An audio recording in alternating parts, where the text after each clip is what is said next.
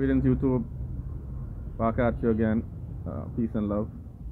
And now I was monitoring the situation between Brother Jabari and Brother Shakka Ahmose.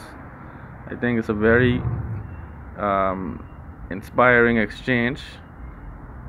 Two brothers who are known for their research and scholarship expertise are going at it in a no holds barred showdown about whether or not the Egyptians enslaved white people on the continent of Africa.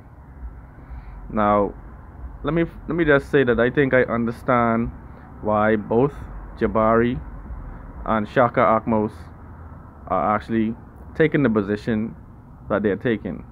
Firstly, from the perspective of Jabari, as a professed priest of Kemetic tradition and a person who is probably promoting Egyptian culture from the point of view of logic, reason,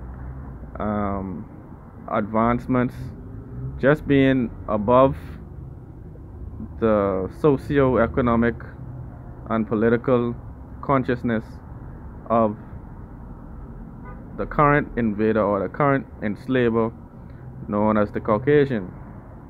Now, I think from Jabari's perspective, he doesn't really want to depict Africans being of the same mindset as the current colonizer and enslaver. He doesn't want us to be portrayed with that type of energy. So I think I can understand why he might not want to really submit to the idea of Egyptians holding anyone in slavery, because in a sense, for some people that might reduce this idea of Africans being an advanced civilization with a more peaceful disposition. And from the point of view of Brother Shakka Ahmose, I can say that Shakka wants, despite what is being said, I don't think Shakka is malicious in trying to depict us as people who could have enslaved the white race at one point.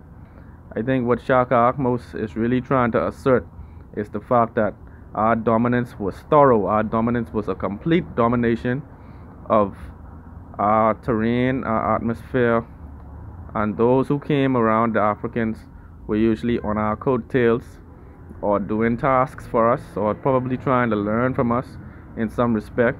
So I think Shakka Ahmose is trying to assert the aspects of African rulership that pertain to dominion and pertain to having extreme levels of power and just basically being the masters of our domain. And as he put it in another documentation, he said that people want to talk about being rulers, but they don't want to accept the ruler behavior. So I can appreciate both of their stance. And however history might finally portray the situation, there was biblical accounts of, I guess, people being in captivity, but there weren't any physical records of anyone being slaughtered in the manner that we were slaughtered under European imperialism. So I just wanted to point this out. Peace out. One love.